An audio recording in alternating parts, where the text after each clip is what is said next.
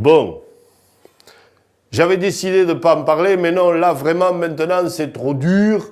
Il faut bien que je vous le dise. Non, mais il faut comprendre, écoutez-moi. Je vis dans le canton de Tarascon. D'ordinaire, c'est facile, c'est agréable, c'est le plus beau canton du monde, donc ça va. Non, c'est juste que là, en ce moment, ça devient insupportable à cause de la guerre. Oui, c'est la guerre dans le canton de Tarascon. La guerre la plus terrible qui soit, la guerre civile, bonnes gens, ouvrez grand vos oreilles que je vous raconte la guerre des deux Alains. Oui, j'ai promis de ne pas citer les noms. On dira à l'intérieur et à l'extérieur, voilà, comme ça, on n'a pas d'emmerde. Mais c'est terrible. Vous n'imaginez pas. Rapprochons-nous de ce petit microcosme et regardons ce qu'il se passe.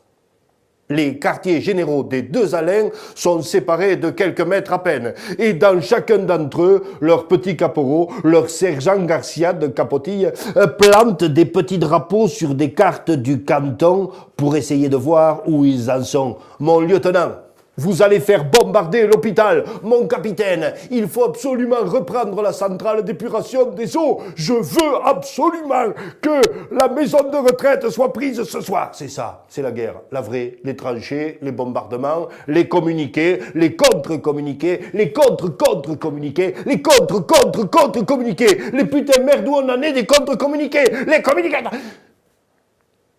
C'est affolant. C'est affolant.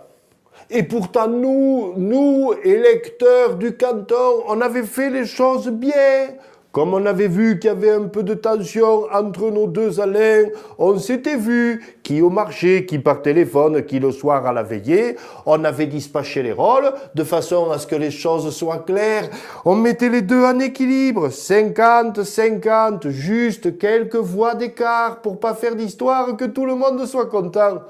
Malheur, mais c'est pire encore, ça les met dans des états, il y aurait eu 85%, on aurait presque la paix, comme partout ailleurs dans le département. Mais là, non, vas-y, ça gueule encore plus, on ne sait plus comment les séparer.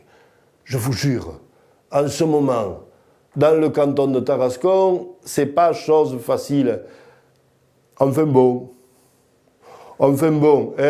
comme me disait mon voisin encore hier quand nous abordions le sujet, il était là, appuyé sur le manche de sa bêche, en me disant, tu sais, au moins, quand ils s'engueulent, pendant ce temps-là, on sait où ils sont et ils font pas de conneries ailleurs. Ça peut se tenir. Les anciens ont souvent raison. Allez, va, santé, intelligence, et vive les anciens du canton.